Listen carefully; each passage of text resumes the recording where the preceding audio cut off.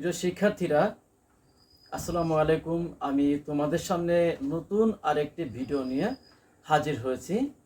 আজকেও আমার আলোচনার বিষয়বস্তু ব্যাংক সমন্বয় বিবরণী। তবে আজকে যে ব্যাংক সমন্বয় বিবরণীর অঙ্কটি আলোচনা করব সেটা হলো উভয় জের সংশোধনী পদ্ধতি। আমরা এর আগে একক জের পদ্ধতিতে যে অঙ্কটি আলোচনা করেছিলাম, আমার নিয়মের মধ্যে কোনো পরিবর্তন নেই, তবে পদ্ধতিগতভাবে একটু পরিবর্তন হবে। নিয়মের কোনো পরিবর্তন নেই, আমি এই কথাটি এই কারণে বললাম যে আগে দুটি পদ্ধতি ছিল যে ব্যাংকে টাকা থাকলে যোগ হবে, ব্যাংকে টাকা না থাকলে বিয়োগ হবে, এবং আরেকটি পদ্ধতি ছিল ব্যাংকে টাকা না থাকলে যোগ হবে এবং ব্যাংকে টাকা থাকলে বিয়োগ হবে। এই নিয়মের কোনো পরিবর্তন নেই, মূল নিয়মটা কিন্তু ঠিক থাকবে।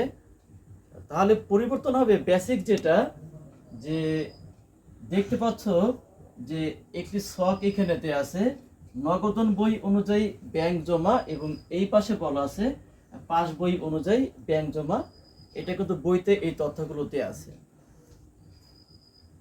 যদি ব্যবসা প্রতিষ্ঠান তারা নিজেরা ভুল করে নগদন বইতে অন্তর্ভুক্তকরণে, তাহলে সেটা আমার নগদন বই অনুযায়ী যে ব্যাংক জমা আমাকে এই পাশে দেখাতে হবে।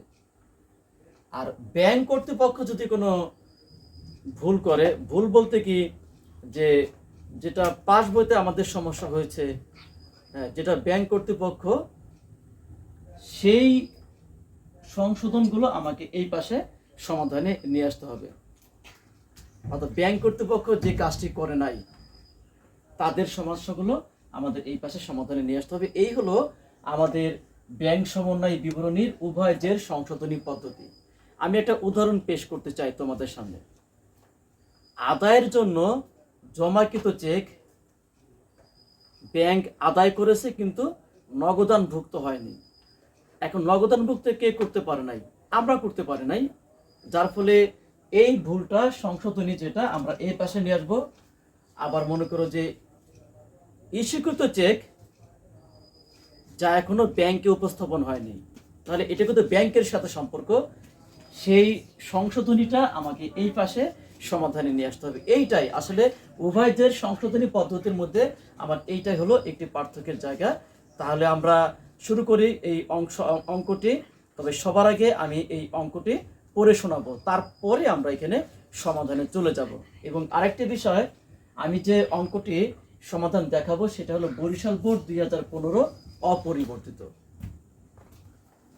আমি তোমাদের যে বই থেকে অঙ্কটির সমাধান দিব সেটা হলো প্রফেসর পরেশ চন্দ্র মণ্ডল, খুবই ভালো একজন লেখক। আমাদের ইন্টারমিডিয়েটে আরও অনেক লেখকের বই আছে, তোমাদের যার বইটি ভালো মনে হয় তোমরা অবশ্যই সেই বইটি ফলো করবে। তবে আমরা যখন একাদশ দ্বাদশ শ্রেণীতে পড়েছি, আমরা পরেশ চন্দ্র মণ্ডলের বইটি কিন্তু আমরা ফার্স্ট ইয়ারে ফলো করেছি, এবং সেকেন্ড ইয়ারে আমরা হাফিজউদ্দিনের যে বইটি ছিল সেই বইটি ফলো করেছি। আসো শিক্ষার্থীরা, আমরা অঙ্কটি পড়ে শুনি যে এখানে কি কি প্রশ্ন আছে। জনাব আদনান সামির 30 জুন 2016 তারিখে ব্যাংক বিবরণীতে ব্যাংক জমা 99,500 টাকা। ব্যাংক বিবরণী মানে হলো পাস বই, দেখতে পাচ্ছ পাস বই অনুযায়ী ব্যাংক জমা 99,500 টাকা। এখন এইটা তথ্য কিন্তু দেয়া হয়ে গেল। দ্বিতীয় যে নিয়মটি, নগদান বইতে ব্যাংক জমা 1,15,995 টাকা। দেখতে পাচ্ছ পার্থক্য, ব্যাংকের পাস বইতে 99,500 টাকা, আর আমাদের নগদান বই অনুযায়ী ব্যাংকে জমা আছে 1,15,995 টাকা। দুইটা তথ্য কিন্তু আমরা সেপারেট করলাম। তথ্য পর্যালোচনা দেখা যায়, আমরা এখানে একটি করে লেনদেন পড়ব এবং সে একটি লেনদেনের সমাধান কিন্তু এখানে দেখানো হবে। তোমরা অবশ্যই ভালো করে এই ভিডিওটি খেয়াল করবে। আশা করি আজকের এই ভিডিও দেখলে তোমাদের উভয়ের সংশোধনী পদ্ধতির মধ্যে আর কোনোই সমস্যা থাকবে না, তোমরা সহজভাবে এই অঙ্কটি সমাধান করতে পারবে। আমাদের প্রথম নিয়ম, ভুলটা কে করেছে, মানে কার বইতে অন্তর্ভুক্ত হবে এটা খুঁজে বের করতে হবে। যোগ বিয়োগ কিন্তু পরের বিষয়, আগে কোন জায়গা যাবে সেটা বের করলে কিন্তু সমাধান কিন্তু তুমি সহজে করতে পারবে। ক্রমিক 1, 30 জুন তারিখে জমাকৃত চেক 22,000 টাকা, কিন্তু যা ব্যাংক কর্তৃক 1 জুলাই তারিখে আদায় হয়। আমরা জুন মাসে 30 জুন তারিখে একদম শেষ তারিখে জুন মাসের আদায়ের জন্য চেক জমা দিয়েছি। একদম মাসের শেষ তারিখে চেক যদি আদায়ের জন্য জমা দেওয়া হয়, স্বাভাবিকভাবে কিন্তু ওই দিন কিন্তু চেকের টাকাটি কিন্তু আদায় করা সম্ভব হয় না। ব্যাংক কর্তৃপক্ষকে তো ব্যাংক কর্তৃপক্ষ তাদেরকেও যাচাই বাছাই করতে কিন্তু সময় লাগে। এই জন্য ব্যাংক কর্তৃপক্ষ 1 জুলাই তারিখে এই চেকের টাকাটি আদায় করেছে। প্রথম কথা, এখানে কোন বইতে যাবে? নগদান বই অনুযায়ী কি আমি সমাধান দেখাবো, নাকি পাস বই অনুযায়ী? আগে এটা খুঁজে বের করতে হবে। দেখো, নগদান বইতে যদি আসে তাহলে এই কথাই বলা থাকবে নগদানভুক্ত হয়নি। সহজে কিন্তু এটা এই কথার দ্বারা বুঝতে পারবো নগদানভুক্ত হয়নি। তাহলে আমরা এই নগদান বই অনুযায়ী ব্যাংকে জমা এই সমাধানে নিয়ে আসবো। এখন ব্যাংক যেহেতু দেরিতে আদায় করেছে, তাহলে ব্যাংকের পাস বইতে কিন্তু দেরিতে অন্তর্ভুক্ত হয়েছে। আমাদের নগদান বইতে কোনো সমস্যা নেই। তার ফলে আমাদের পাস বই অনুযায়ী ব্যাংক জমা এই নিয়ম অনুযায়ী এখানে লেনদেনটি সমাধান করতে হবে। প্রথম কথা এইটা। দ্বিতীয় কথা, নির্ধারিত সময়ের মধ্যে কিন্তু এই ব্যাংক এই চেকের টাকাটি আদায় করতে পারে নাই। 1 জুলাই তারিখে আদায় করেছে। তার মানে জুন মাসে যে হিসাবটা, সেই জুন মাসের মধ্যে সে যেহেতু আদায় করতে পারে নাই, তার মানে টাকাটি ব্যাংকে আছে নাকি নাই? জুন মাসের মধ্যে কিন্তু ব্যাংকে টাকাটি জমা হয় নাই। চেকের টাকাটি যেহেতু নাই, তাহলে এবার এই নিয়ম অনুযায়ী আমাদের কি ছিল, যে ব্যাংকে টাকা থাকলে আমাদের বিয়োগ হবে, আর ব্যাংকে টাকা না থাকলে আমাদের যোগ করতে হবে। তাহলে এই টাকাটি নির্ধারিত সময়ের মধ্যে জমা হয় নাই বিধায় আমরা ধরে নিব টাকাটি কিন্তু ব্যাংকে নেই, সুতরাং আমাদের এখানে যোগ করতে হবে। লিখবো কি আমরা? আমরা লিখবো এই কথায়, আদায়ের জন্য জমাকৃত চেক কিন্তু দেরিতে আদায় হয়েছে। আদায়ের জন্য জমাকৃত চেক কিন্তু দেরিতে আদায় হয়েছে।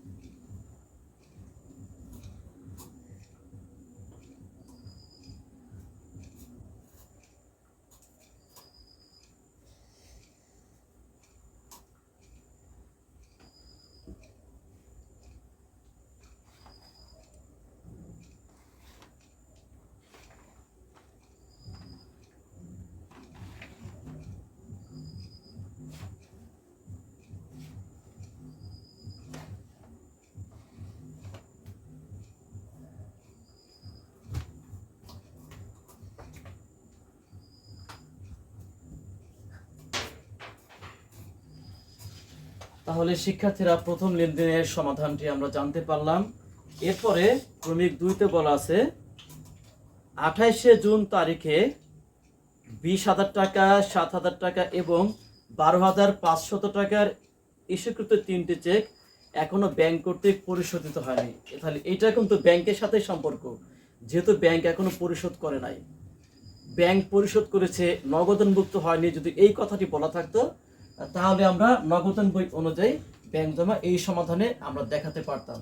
যেহেতু ব্যাংক পরিশোধ করতে পারে নাই, ব্যাংক এখনো পরিশোধ করে নাই, তার মানে আমাদের এই পাস বই অনুযায়ী ব্যাংকে জমা এই নিয়ম অনুযায়ী এই পাশে আমাদেরকে এই লেনদেনটি দেখাতে হবে। প্রথম কথা এটা। দ্বিতীয় কথা, ব্যাংকে টাকা আছে নাকি নাই সেটা বের করতে হবে। যেহেতু ব্যাংক কর্তৃক এখনো পরিশোধ হয়নি এই 3টি চেকের টাকা, তার মানে কিন্তু ব্যাংকে এই টাকাটি কিন্তু এখনো আছে। আর যেহেতু ব্যাংকে টাকা আছে, তাহলে এই নিয়ম অনুযায়ী আমাদেরকে কি করতে হবে? বিয়োগ দিতে হবে। আশা করি ব্যাপারটা বুঝতে পেরেছ। এই নিয়ম অনুযায়ী ব্যাংকে টাকা না থাকলে যোগ হবে, আর ব্যাংকে টাকা থাকলে আমাদের বিয়োগ করতে হবে। তাহলে আমরা কি লিখবো? ইস্যুকৃত চেক কিন্তু পরিশোধ হয়নি। আমরা একটু জায়গায় গ্যাপ রেখে এই লেনদেনটি এখানে সমাধান দেখাবো।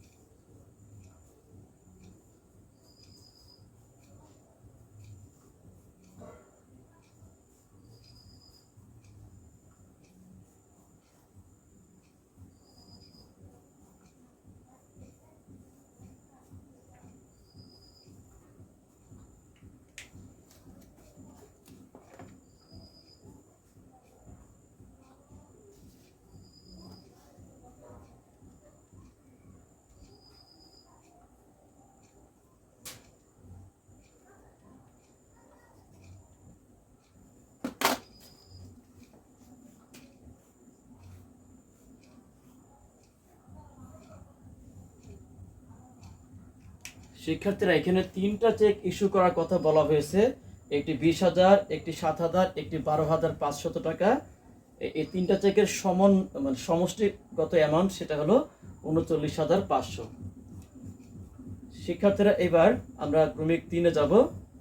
আদনান স্বামী কর্তৃক ইস্যুকৃত 6,130 টাকার 102 নং চেকটি নগদান বইতে 6,310 টাকা লেখা হয়েছে। এই যে নগদান বইতে কিন্তু ভুলটা করা হয়েছে, যার ফলে এখন নগদান বই অনুযায়ী ব্যাংক জমা এইখানে দেখাতে হবে। প্রথম কথা, এটা আমরা প্রথমে সিলেক্ট করব কোন জায়গায় যাবে, উভয় যে সংশোধনী পদ্ধতিতে, এটা খুবই গুরুত্বপূর্ণ। এবার আমরা এই নিয়ম অনুযায়ী যদি অঙ্কটির সমাধান করি, তাহলে ব্যাংকে টাকা থাকলে যোগ হবে, অর্থাৎ ওইটার সম্পূর্ণ বিপরীত, এবং ব্যাংকে টাকা না থাকলে কিন্তু বিয়োগ হবে। এখন দেখি কোনটার মধ্যে যায়। আমরা চেক ইস্যু করেছি 6,130 টাকা, কিন্তু নগদান বইতে ভুলে 6,310 টাকা লেখা হয়েছে। মানে নগদান বইতে বেশি দেখানো হয়েছে এই চেক ইস্যুর ব্যাপারটি। আসলে কি আমরা বেশি প্রদান করেছি? ধরে নাও আমি একজন পাওনাদারকে 2,000 টাকা চেক দিলাম, আমি নগদান বইতে লিখেছি যে ভুলে যে ওই পাওনাদারকে 3,000 টাকা চেক ইস্যু করা হয়েছে, মানে নগদান বইতে 1,000 টাকা বেশি দেখানো হয়েছে। আসলে কি তাকে বেশি দেখানো মানে কি তাকে বেশি প্রদান করা? না, বেশি প্রদান করা কিন্তু না। তাকে বাস্তবিক অর্থে 2,000 টাকা দেওয়া হলো, কিন্তু আমি যে 1,000 টাকা বেশি দেখালাম তাকে বেশি প্রদান করা হয়েছে। আসলে এই টাকাটা কিন্তু ব্যাংক থেকে কিন্তু আমার কমে যাবে না। তার মানে আদনান স্বামী কর্তৃক ইস্যুকৃত 6,130 টাকার 102 নং চেকটি নগদান বইতে 6,310 টাকা বেশি টাকা লেখা হয়েছে। এই যে বেশি পরিশোধ দেখানো হয়েছে, বাস্তবিক এই টাকা ব্যাংক থেকে আমার কমে যায় নাই, এই টাকাটা কিন্তু ব্যাংকে জমা আছে। আর এই নিয়ম অনুযায়ী ব্যাংকে টাকা থাকলে আমাদের কি করতে হবে? ব্যাংকে টাকা থাকলে যোগ করতে হবে।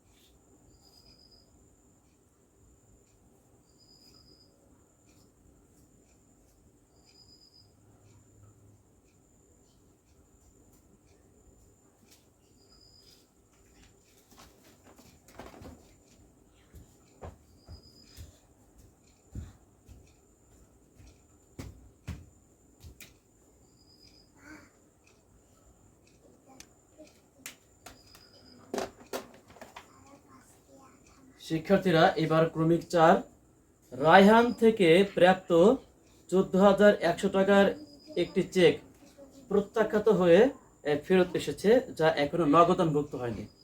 অর্থাৎ রায়হান থেকে একটা চেক পেয়েছি, সেই চেকের টাকাটি আমি আদায়ের জন্য ব্যাংকে জমা দিয়েছি, কিন্তু কোনো কারণবশত সেই চেকটি যখন প্রত্যাখ্যাত হয়ে ফেরত আসবে, তাহলে আমার ব্যাংক কর্তৃপক্ষ কিন্তু টাকাটি কিন্তু আদায় করতে পারবে না, স্বাভাবিক ব্যাপার এটা।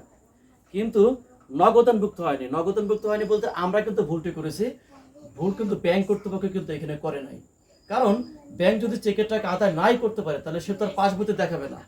আমি জানতে পারি নাই বিধায় আমার নগদান বইতে দেখানো হয় নাই, সেটা পরবর্তী পর্যায়ে এই ভুলটা বের হয়েছে।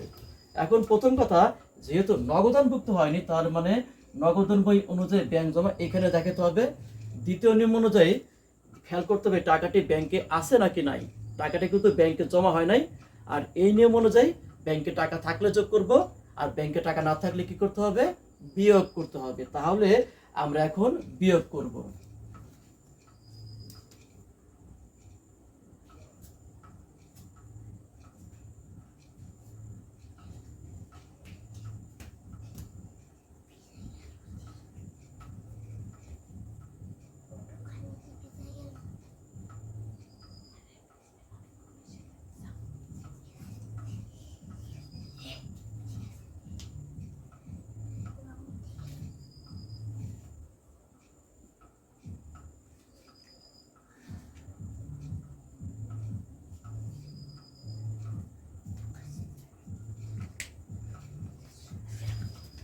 এবার পরবর্তী লেনদেন, ব্যাংক চার্জ 250 টাকা নগদানভুক্ত হয়নি। তার মানে নগদানভুক্ত হয়নি, আমার এই নগদান বই এখানে আসবে। আর ব্যাংক চার্জ যখন ধার্য করে তাহলে আমরা জানি যে ব্যাংক থেকে টাকাটি কিন্তু কমে যায়, ব্যাংকে টাকাটি থাকে না। তাহলে ব্যাংকে যেহেতু টাকাটি নেই, তাহলে এই নিয়ম অনুযায়ী আমাদেরকে অবশ্যই বিয়োগ দিতে হবে।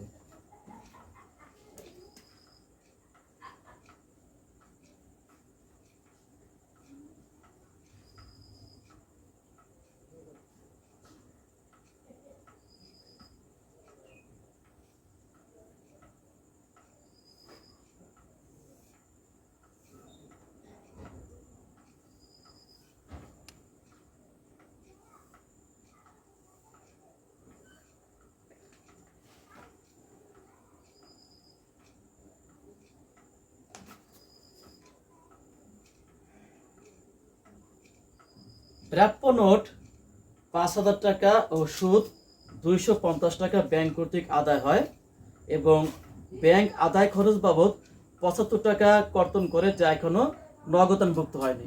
ব্যাংক যে টাকাটি আদায় করে এই টাকাটি এবং আদায়ের বিপরীতে চার্জ ধার্য করে কোনোটাই আসলে নগদান বইতে দেখানো হয় নাই।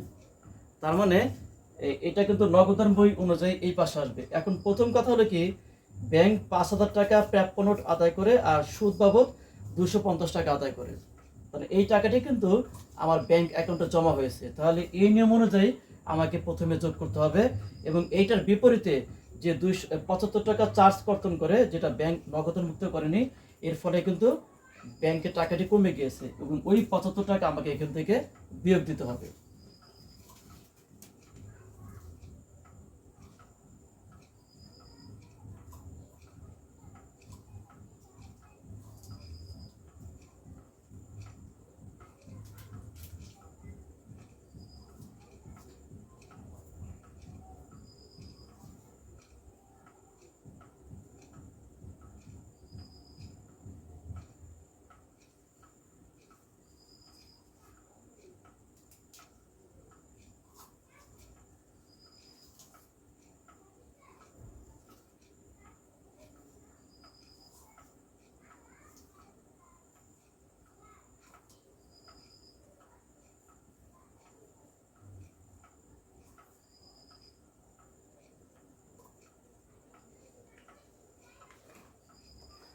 পরবর্তী লেনদেন যেটা বলা আছে,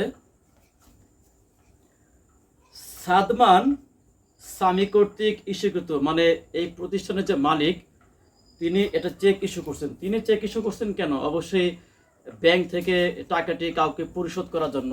যাকে তিনি চেকটি দিলেন সেই ব্যক্তিটি ব্যাংকে যে টাকাটি উঠে নেবেন তার অ্যাকাউন্ট থেকে, স্বাভাবিক একটা ব্যাপার।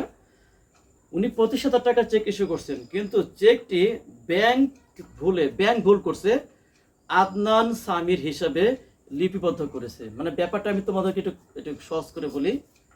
ব্যাংকে তো অনেক গ্রাহক থাকে, তাই না? একজন ক্যাশিয়ারকে কিন্তু অনেক লেনদেন প্রতিদিন তাকে দেখভাল করতে হয়। আমি একটা চেক প্রদান করলাম কাউকে, আমি আমি খ ব্যক্তিকে চেক ইস্যু করলাম। এখন খ ব্যক্তি চেকটি নিয়ে ব্যাংকে উপস্থাপন করলো, ব্যাংক কর্তৃপক্ষ তাকে টাকা দিল, টাকাটি তাকে দিয়ে দিল। তা নিয়মটা কি? তাহলে আমার অ্যাকাউন্ট থেকে সেই টাকাটি পরে ব্যাংক কর্তৃপক্ষ মাইনাস করে দেখাবে। ব্যাংক করলো কি, ভুলবশত গ নামক একটা ব্যক্তি তার অ্যাকাউন্ট থেকে টাকাটি মাইনাস করে দিল। তার মানে কি হবে, যদিও ব্যাংক ভুল করেছে, কিন্তু ব্যাংক ভুল করলো ওই গ ব্যক্তির অ্যাকাউন্ট থেকে টাকাটি কিন্তু ওই সমর্যাদা কিন্তু কমে যাবে। অবশ্য পরবর্তী পর্যায়ে এই ভুলটি বের হবে এবং অবশ্যই সংশোধন করা হবে। কিন্তু ব্যাংক যে ভুলটা করলো, তাহলে আমার অ্যাকাউন্ট থেকে কিন্তু টাকাটি কিন্তু কমে যায় নাই এই জুন মাসে পর্যন্ত। যখন ব্যাংক সংশোধন করবে সেটা তখনকার ব্যাপার। এটা কার অ্যাকাউন্ট থেকে কমে গিয়েছে? আদনান সামির অ্যাকাউন্ট থেকে, ব্যাংকের ভুলের কারণে। তাহলে এই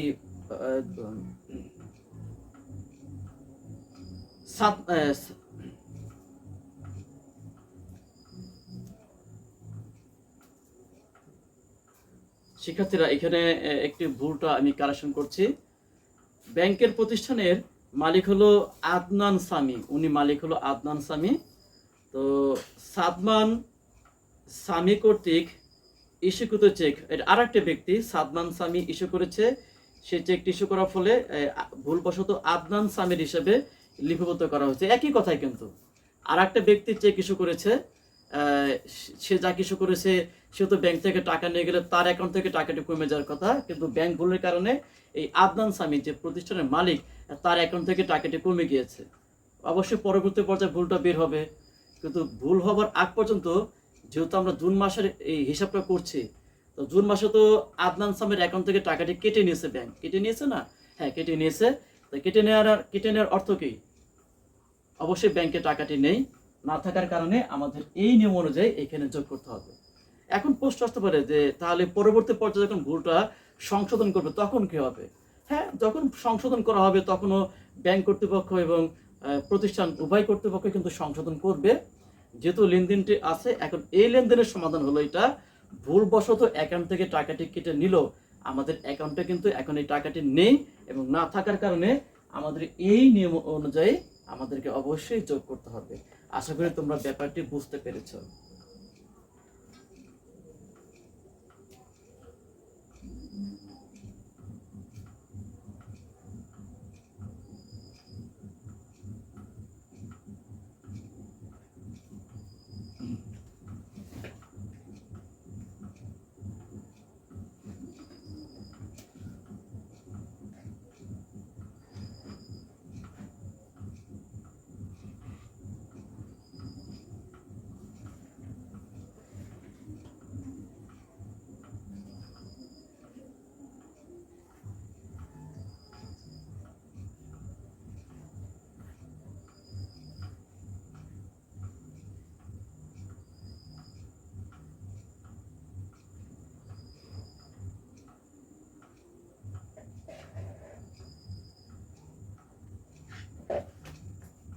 শিক্ষার্থীরা, আমাদের সমস্ত লেনদেনের কাজ হয়ে গিয়েছে। আমরা এখন এই অঙ্কটির যোগফলটা দেখব, মানে অঙ্কটির উত্তরটি কত আসে সেটা আমরা দেখব। প্রথমে আমরা এটার সমাধান দেখাচ্ছি।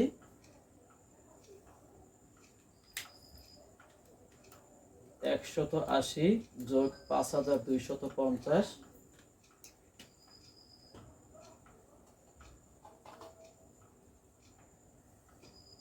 5430 যোগ 1,15,995।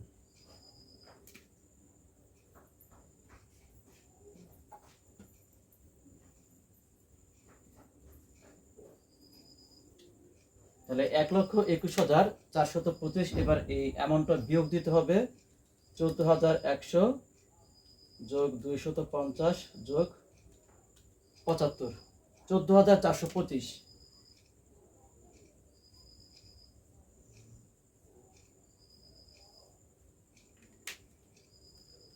1,21,425 মাইনাস 14,425, 1,07,000 টাকা।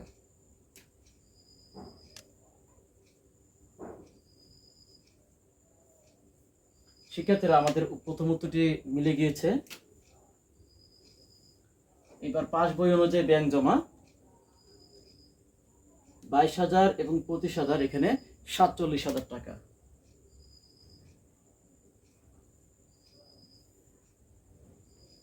তাহলে 99,500 যোগ 47,500, এখানে আসে 1,99,500 যোগ 47,000, তাহলে 1,46,500।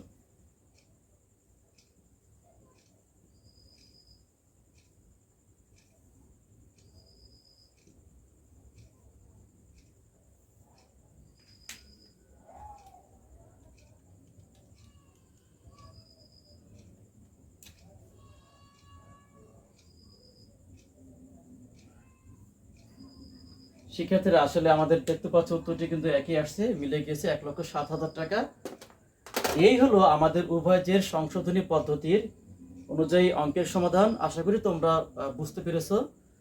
তোমরা এইভাবে, যদি আমি এই উভয়ের সংশোধনী পদ্ধতি নিয়ে সামনে আরো কয়েকটি ভিডিও করব, তোমাদের অবশ্যই ভিডিওগুলো দেখবে তোমরা, এবং তোমাদের সহপাঠীদেরকেও ভিডিওগুলো দেখার জন্য উৎসাহ প্রদান করবে, গঠনমূলক কমেন্টস করবে। কোথাও বুঝতে না পারলে অবশ্যই প্রশ্ন করবে, আমি উত্তর দেওয়ার চেষ্টা করব। শিক্ষার্থীরা, আমার একটু কথা বলতে চাই যে ফেসবুকে দুটি পেজ আছে, কবির হোসেন নামে এবং অপরটি কবির অ্যাকাউন্টিং হোম। কবির অ্যাকাউন্টিং হোমে পেজে ভিডিও দেওয়া হচ্ছে না, আমি কবির হোসেন পেজে ভিডিও দিচ্ছি। অবশ্যই আমার মূল পেজটা তোমরা ফলো করবে এবং ইউটিউবে কবির অ্যাকাউন্টিং হোম নামে আরেকটি আমার পেজ আছে, চ্যানেল আছে, এই চ্যানেলটি তোমরা সাবস্ক্রাইব করবে। তোমাদের সকলের সুস্বাস্থ্য কামনা করছি। তোমরা সবাই ভালো থাকো। আল্লাহ হাফিজ।